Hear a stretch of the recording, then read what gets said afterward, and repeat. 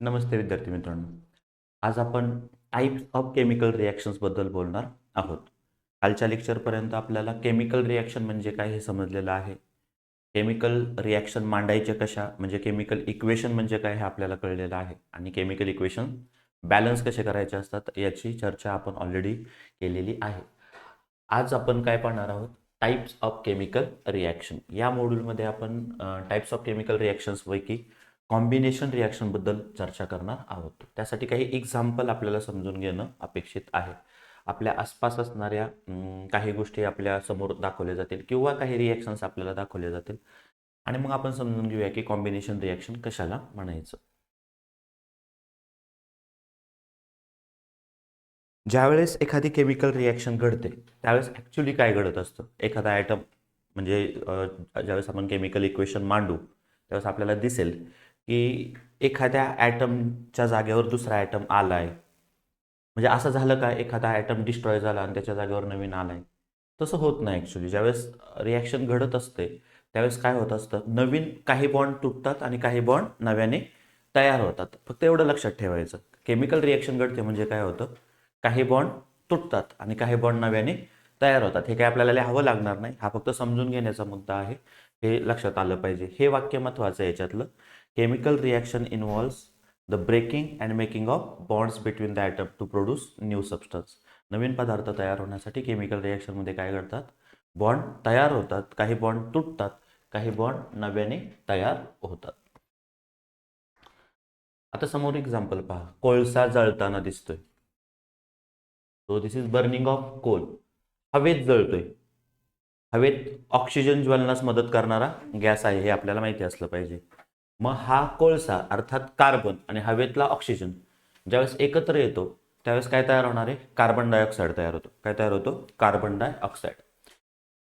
हवेतला ऑक्सिजन आणि हा जो कोळसा आहे यांची ज्यावेळेस रिॲक्शन होईल त्यावेळेस आपल्याला काय तयार झालेलं दिसेल, CO2. आता नीट लक्ष द्या, जे एकत्र आले ज्यांच्यात रिॲक्शन घडली, काल आपण त्यांना रिॲक्टंट शब्द वापरला होता. म्हणजे रिॲक्टंट्स आहेत ते किती आहेत, दोन. एक कोण होता, कार्बन. दुसरा कोण होता, O2 ऑक्सिजन. प्रोडक्ट जो तयार झाला तो एकच आहे, CO2. रिॲक्टंट दोन, प्रोडक्ट एक. रिॲक्शन जर लिहायची झाली आपण तर कशी लिहिणार आहे, कार्बन जो की त्याची फिजिकल स्टेट काय आहे, सॉलिड. रिॲक्ट होतो कोणाबरोबर, रिॲक्ट होतं ऑक्सिजन ज्याची फिजिकल स्टेट काय आहे, गॅसियस. मिळणारा प्रोडक्ट कोण आहे, CO2 that is carbon dioxide जोही गॅसियस स्टेटमध्ये आहे. तो carbon reacts with oxygen to give carbon dioxide. आता नीट लक्ष द्या, समजून घ्या, रिॲक्टंट किती आहेत, दोन. काल आपण समजून घेतलं की दोन किंवा दोनापेक्षा जास्त रिॲक्टंट अधिक असतील तर आपण त्यांच्यामध्ये काय देतो, प्लस साइन. प्रोडक्ट आपल्याला मिळालेत किती, एक. असं काही नाही की प्रत्येक वेळेस दोन रिॲक्टंट असतील, दोनापेक्षा जास्त असतील, पण प्रोडक्ट किती मिळालं आपल्याला, एक. याच्यावर कॉन्सन्ट्रेट करा. हे पहिलं एक्झाम्पल. तर दुसरं उदाहरण पहा, फॉर्मेशन ऑफ वॉटर. पाणी कसं तयार होतं, HH. आता पाण्याचा फॉर्म्युला तरी माहित असेल, केमिकल फॉर्म्युला काय, H2O. काय आहे, H2O. हायड्रोजन आणि ऑक्सिजन एकत्र येतं. कोण एकत्र येतं, हायड्रोजन आणि ऑक्सिजन एकत्र येतात आणि काय तयार होतं, H2O. प्रत्यक्षात रिॲक्शन कशी घडते, हायड्रोजन कोणाबरोबर एकत्र येतो, ऑक्सिजन, आणि आपल्याला काय मिळतो, H2O. खरं तर रिॲक्शन बॅलन्स करणं हा आपला सध्या उद्देश नाहीये, पण तरी पण आपण काय करायचा प्रयत्न करूया.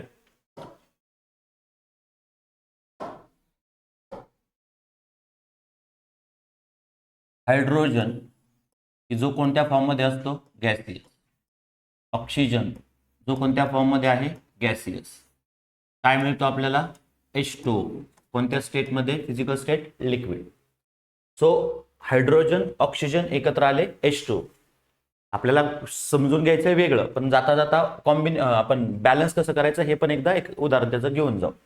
हायड्रोजन इकडे किती आहेत, दोन. इकडे किती आहेत, दोन. ठीक आहे. हायड्रोजन तर ऑलरेडी बॅलन्स्ड आहे. ऑक्सिजन किती आहेत, दोन. इथे किती आहे, एक. ऑक्सिजन बॅलन्स्ड नाही. मग आपलं काल काय ठरलं होतं, बॅलन्स करायला सुरुवात कोणापासून करायची, असा कंपाऊंड ज्याच्याकडे जास्त नंबर ऑफ ॲटम आहेत. याच्याकडे 2 आहे, त्याच्याकडे 2 आहे, त्याच्याकडे किती 3. मग याच्यापासून सुरुवात करू. मग समजा मला ऑक्सिजन बॅलन्स करायचं आहे तर मी इथं 2 निघून येईन, कारण याच्याकडे ऑक्सिजन किती आहे 1. मला याला किती निघून लागेल 2. मग समजा मी याला 2 निघूनलो, किती निघूनलो 2. आता काय परिस्थिती झाली, ऑक्सिजन किती 2, ऑक्सिजन इकडे किती 2. पण आता प्रॉब्लेम काय झाला 2 निघूनल्यामुळं, हायड्रोजन बेदुने 4, हायड्रोजन किती झाले 4. मग हायड्रोजन 4 आहेत, इथे किती आहेत 2, किती निघूनावं लागेल 2. समजतंय का. आता बघा बॅलन्स झालंय का, हायड्रोजन किती 4, ऑक्सिजन किती 2, इकडे हायड्रोजन किती 4, 2 निघूनले, ऑक्सिजन किती 2. आता आपल्याला जो मूळ मुद्दा समजून घ्यायचा त्याच्याकडे परत येऊ. आपण टाइप्स ऑफ रिएक्शन समजून घेतोय, त्यापैकी पहिला टाइप आपण समजून घेतोय. इथे रिएक्टंट किती आहेत 2, हायड्रोजन आणि ऑक्सिजन. रिएक्टंट किती आहेत 2, प्रोडक्ट किती मिळाले एकच. Reactant 2, product 1. मग अशी जे उदाहरण पाहिलं होतं याच्यापूर्वी, कार्बन आणि ऑक्सिजन. रिएक्टंट किती 2, रिएक्टंट्स 2, प्रोडक्ट 1. हा जो प्रकार आहे याला आपण काय म्हणतो, कॉम्बिनेशन रिएक्शन. काय म्हणतो आपण याला, कॉम्बिनेशन रिएक्शन. ए बी हे 2 रिएक्टंट, मे बी 3 4 काय असतील ते असतील, पण रिएक्टंट एकापेक्षा जास्त असतील. महत्वाची अट आहे प्रोडक्ट एकच असला पाहिजे, प्रोडक्ट एकच असला पाहिजे. रिएक्टंट 2 आहेत 3 आहेत, इट डझंट मॅटर, एकापेक्षा जास्त असू शकतात. लक्ष कुठं असलं पाहिजे आपल्याकडं, प्रोडक्ट किती आहेत, प्रोडक्ट एकच असला पाहिजे. सो हे फक्त कंबाईन होतात आणि एक नवीन प्रोडक्ट देतात. सो ह्या रिएक्शनला आपण काय म्हणतो, कॉम्बिनेशन रिएक्शन. काय म्हणतो आपण याला, कॉम्बिनेशन रिएक्शन. अ केमिकल रिएक्शन की ज्याच्यामध्ये काय घडतंय, इन विच रिएक्टंट किती असले पाहिजे, 2 or more reactant, 2 or more reactant combine to form किती प्रोडक्ट तयार होतात, अ सिंगल प्रोडक्ट. अशी रिएक्शन की ज्याच्यामध्ये रिएक्टंट किती आहेत 2 किंवा 2पेक्षा जास्त, ते एकत्र येतात आणि त्याच्यातून प्रोडक्ट मात्र किती मिळतो, एकच प्रोडक्ट मिळत असेल तर त्या रिएक्शनला आपण काय म्हणतो, कॉम्बिनेशन रिएक्शन असं म्हणतो. A chemical reaction in which किती रिएक्टंट, 2 or more रिएक्टंट काय करतात, कंबाईन टुगेदर, कंबाईन टुगेदर. काय मिळतो आपल्याला, to give or to form a single product is called as combination reaction. काय माहिती असलं पाहिजे आपल्याला, डेफिनेशन आणि कुठलं पण एखादं एक्झाम्पल. मग एकदम सोपं example, carbon dioxide reacts with oxygen, fan carbon burn in the, fan carbon काय करतोय आपण, जाळतोय इन एअर. एअर मधला कुठला वायू त्याला मदत करणार आहे, ऑक्सिजन. सो CS कार्बनची फिजिकल स्टेट एस ने दाखवणार आपण, सॉलिडने दाखवणार. C+O2, O2 कशामध्ये दाखवणार, gaseous. It gives CO2 carbon dioxide, तो पण कशामध्ये तयार होईल, गॅसियल स्टेटमध्ये.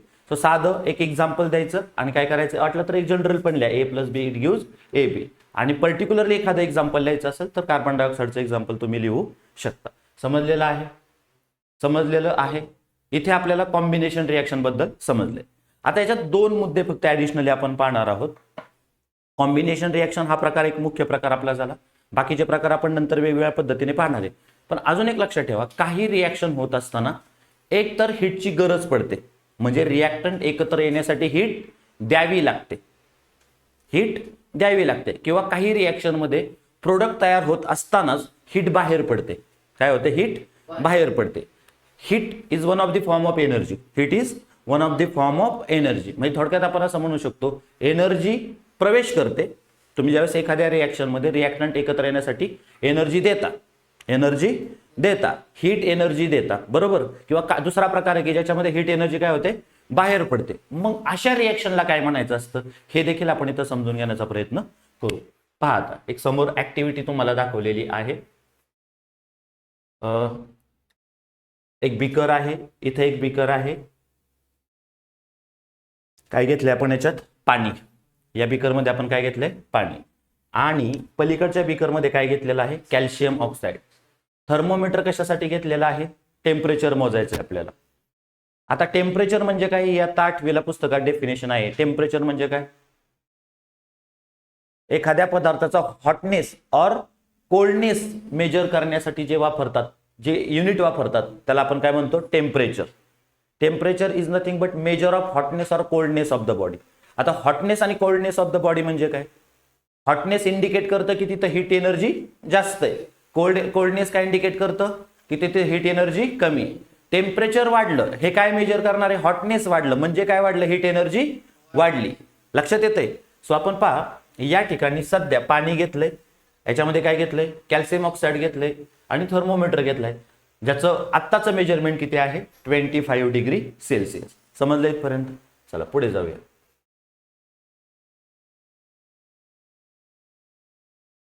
आपण याच्यामध्ये काय टाकलं, पाणी टाकलं. स्लॅक लाईम असं म्हणतात त्याला. आता दिसतंय का काय बाहेर पडताना? ठीक आहे, आपला मूळ मुद्दा तो नाही, त्याच्यामुळे मी त्याच्यावर लक्ष देत नाही, रिॲक्शन काय घडली वगैरे. ठीक आहे, आता आपल्याला काय करायचं, हा जो थर्मोमीटर आहे तो याच्यात टाकायचा. आता बघूया टेम्परेचर किती झालं, 30 डिग्री झालं. काय घडलं, टेम्परेचर 25 डिग्री होतं, किती झालं, 30 डिग्री. काय झालं असेल, ह्याचा हॉटनेस वाढला, बरोबर. याचा अर्थ इथे हीट एनर्जी आलेली आहे. कुठून आली, याचा अर्थ इथे रिॲक्शन झाली आणि रिॲक्शन मधून हीट एनर्जी बाहेर पडली आणि म्हणून थर्मोमीटर ते मोजू शकला. थोड्या परत एकदा डोळ्यासमोर आणा.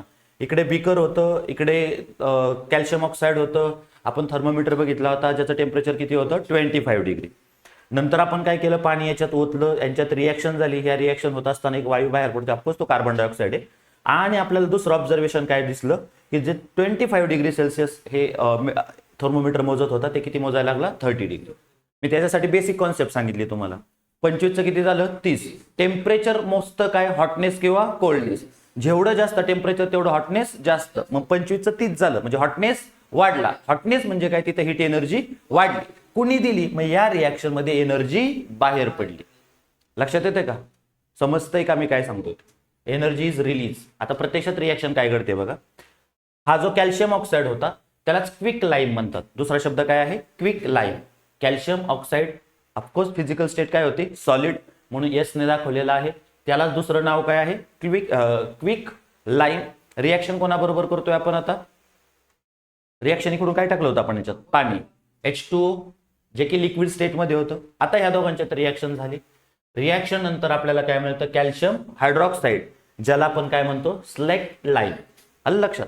आणि या रिॲक्शन मध्ये आपल्याला काय आढळलं, याच्यात काय बाहेर पडली, एनर्जी बाहेर पडली. काय बाहेर पडली, एनर्जी बाहेर पडली. रिॲक्शन बॅलन्स असेलच. कॅल्शियम किती आहे, 1, इकडे किती आहे, कॅल्शियम 1, ऑक्सिजन इकडे 1 आणि 1 2, हायड्रोजन किती आहे तिथे 2. आता कॅल्शियम 1, OH2 खाली 2 आहे म्हणजे O किती 2, हायड्रोजन किती 2. रिॲक्शन ऑलरेडी बॅलन्स आहे. आता काय ऑब्झर्व झालं तर हे मी तुम्हाला सांगितलं याच्यात की काय घडलं, की याच्यात टेम्परेचर जर 25चं 30 झालंय, याचा अर्थ इथे heat energy is release. Heat energy is release, बाहेर पडलेली आहे. Given out, release, given out, evolved असं काहीतरी शब्द येतात. पण आपण जे काही पुस्तकी शब्द असतील ते नंतर वापरू. सध्या आपल्याला एवढंच लक्षात ठेवायचं की हा रिॲक्शनचा असा एक प्रकार आहे ज्याच्यामध्ये heat energy is given out. Energy काय होते, बाहेर पडते. पाहूया.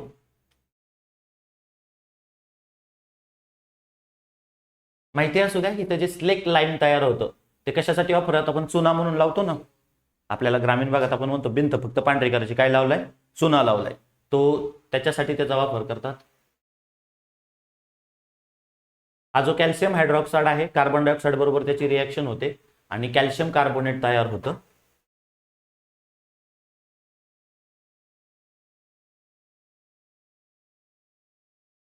हे जस्ट माहिती असू द्या, हे काय आपल्याला कॉम्पिटेटिव्ह एक्झामला वगैरे कुठेतरी विचारलं जाऊ शकतं. आपल्याला 10वीच्या पेपरला हे येणार नाही. हा फॉर्म्युला असा घडतो बघा. हे तुमचं कॅल्शियम हायड्रॉक्साईड तयार झालेलं, हवेतला कार्बन डायऑक्साईड त्याच्याबरोबर रिॲक्ट होतो आणि आपल्याला काय मिळतं, कॅल्शियम कार्बोनेट मिळतं. ॲडिशनल नॉलेज म्हणून माहिती असू द्या, कॅल्शियम हायड्रॉक्साईड अर्थात स्लेक्ट लाईम कसा मिळाला आपल्याला, क्विक लाईम. त्याच्यामध्ये काय टाकलं आपण, H2O. काय मिळालं आपल्याला, स्लेक लाईम म्हणजे कोण, कॅल्शियम हायड्रॉक्साईड.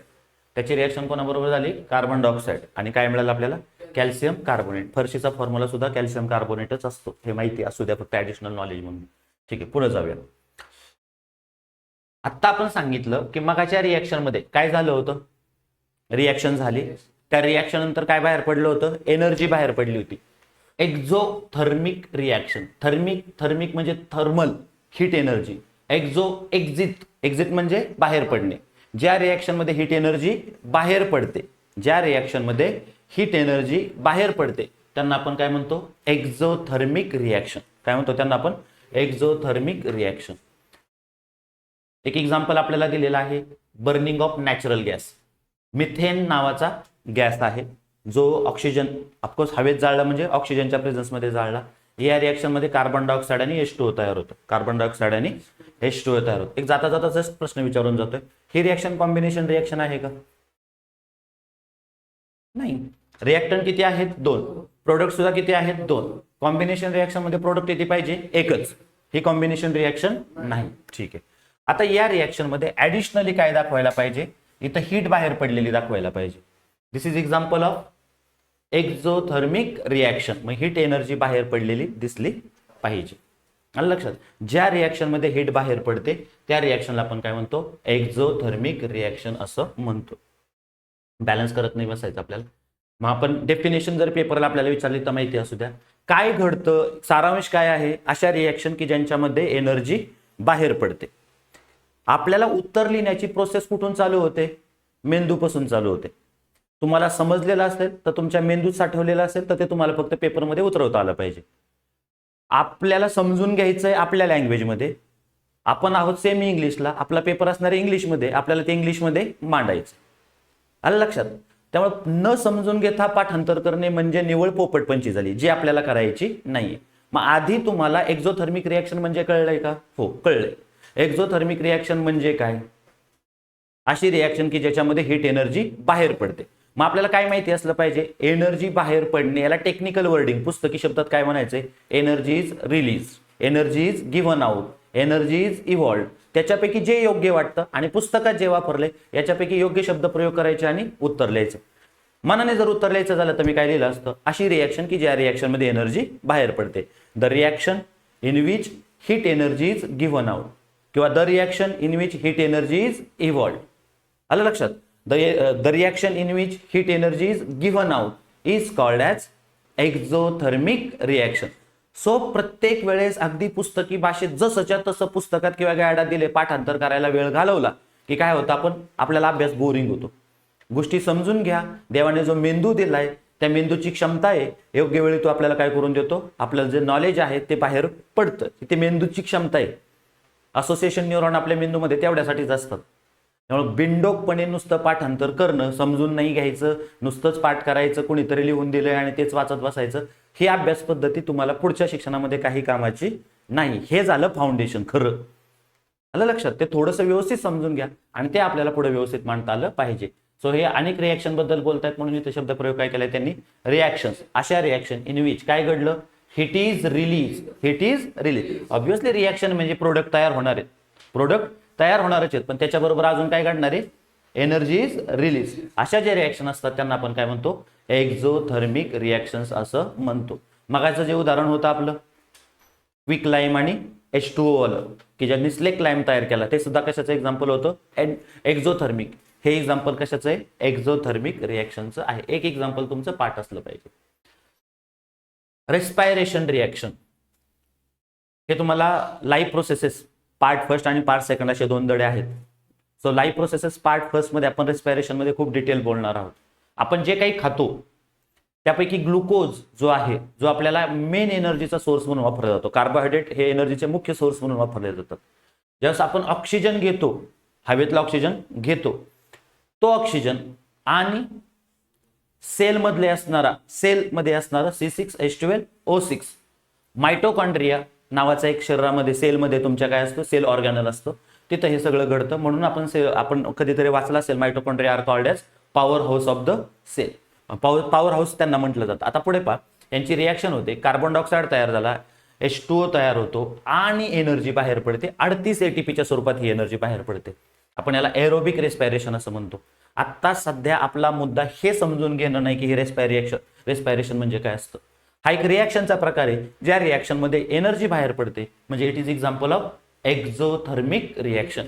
हे सुद्धा कशाचं एक्झाम्पल आहे? एक्झोथर्मिक रिॲक्शनचं एक्झाम्पल आहे. बॅलन्स केलेलं आहे. आता दुसरा प्रकार आहे एंडोथर्मिक रिॲक्शन. पहिला मुख्य प्रकार आपण काय पाहिला? कॉम्बिनेशन. कॉम्बिनेशन रिॲक्शन समजून घेतल्यानंतर आपण हे पण समजून घ्यायचा प्रयत्न करतोय की काही रिॲक्शन मध्ये एनर्जी द्यावी लागते आणि काही रिॲक्शन मध्ये एनर्जी बाहेर पडते. ज्यावेळेस एनर्जी बाहेर पडते त्यावेळेस त्या रिॲक्शनला आपण काय म्हणलो? Exothermic reaction. काय म्हणलो? Exothermic reaction. आता एंडोथर्मिक रिॲक्शन म्हणजे काय? एंडोथर्मिक, एंडो आत प्रवेश करायचा आहे, thermal, thermic, thermal, heat energy जिथे रिॲक्शन मध्ये प्रवेश करते. सो इथे हे एनर्जी बाहेर पडणार नाहीये, उलट एनर्जी काय होणार आहे? द्यावी लागणार आहे आणि त्याच्यानंतर प्रोडक्ट तयार होणार आहे. असा जो प्रकार असतो त्याला आपण एंडोथर्मिक रिॲक्शन असं म्हणतो. आता उदाहरण पहा. ट्रायपॉड स्टँड घेतले, वायर गेज घेतलेला आहे, इथे आपण एक रिॲक्टंट घेतलेला आहे, सल्फर आहे तो, खालून आपण त्याला हीट देणार आहे. ज्यावेळेस आपण हीट देऊ आणि दुसरा एक रिॲक्टंट आहे आयन, तर रिॲक्टंट दोन घेतले, कोण कोण?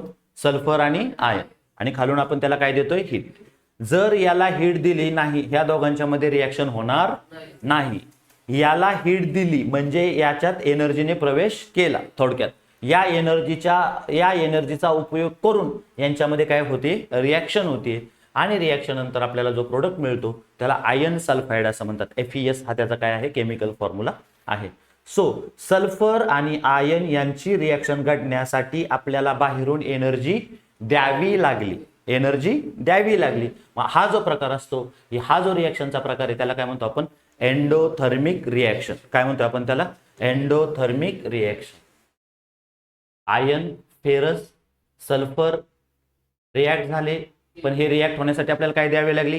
हीट द्यावी लागली, आणि आपल्याला काय मिळालं? प्रोडक्ट मिळाला फेरस सल्फाइड, किंवा त्यालाच आपण काय म्हणतो? Ion sulphide. आता सामान्यपणे असं हीट लिहिलं जात नाही, ॲरोच्या डोक्यावर लिहिलं जातं, पण आपल्याला सध्या समजावं म्हणून आपण असं सांगतोय की इथे काय झालेलं आहे? रिॲक्टंट बरोबर एनर्जीची देखील गरज पडली. जसं मग अशी प्रोडक्ट बरोबर एनर्जी देखील बाहेर पडली. प्रोडक्ट तर तयार झालाच, along with the product energy is given out. मग त्याला आपण मग अशी काय म्हणलं होतं? एक्झोथर्मिक. इथे रिॲक्टंट तर आहेतच, पण अजून कुठल्या गोष्टीची गरज आहे? Heat energy. म्हणजे हीट एनर्जी दिल्यामुळे ही रिॲक्शन झाली, म्हणून आपण याला काय म्हणतोय? एंडोथर्मिक रिॲक्शन असं म्हणणार आहोत. So reactions in which heat is absorb, heat is absorb, heat is given. पुन्हा म्हणजे एक तर रिॲक्टंटला हीट इज गिव्हन, आलं लक्षात? दिली जाते, पण आता शब्द पुस्तकात असं जर वापरला हीट इज ऍब्झॉर्ब, तर तुम्ही त्यात बदल करू नका. Reaction in which heat is absorb is called as endothermic reaction. हे एक्झाम्पल तुम्ही त्यासाठी लिहू शकता. तुम्हाला जर पेपरला असं आलं define endothermic reaction with a suitable example, तर हे डेफिनेशन आणि हे एक एक्झाम्पल तुम्ही देऊ शकता. सो आतापर्यंत आपण कशा कशाची चर्चा केली? कॉम्बिनेशन. आपण मूळ मुद्दा काय पाहतोय? Types of chemical reaction. त्यापैकी मुख्य प्रकार आपण कुठला पाहिला? Combination reaction. कॉम्बिनेशन रिॲक्शनचा अर्थ काय सांगितलं आपण? दोन किंवा दोनापेक्षा जास्त reactant, when two or more reactant combine together to give a single product. एकच प्रोडक्ट तयार होत असेल तर त्याला आपण काय म्हणतो? Combination reaction. मध्येच मग आपण अजून दोन ऍडिशनल मुद्दे सांगितले. काही रिॲक्शनला हीट द्यावी लागते, heat is absorb. The reaction in which heat is absorb, काय म्हणतो आपण तिला? Endothermic reaction. आणि the reaction in which heat is evolve, heat energy is release. दोन्हीपैकी जे योग्य वाटेल ते लिहा. त्याला आपण काय म्हणतो? Exothermic reaction. दोघांचे पण एक्झाम्पल आपण समजून घेतलेले आहेत. समजले इथपर्यंत? काही शंका? ठीक आहे, थँक्यू.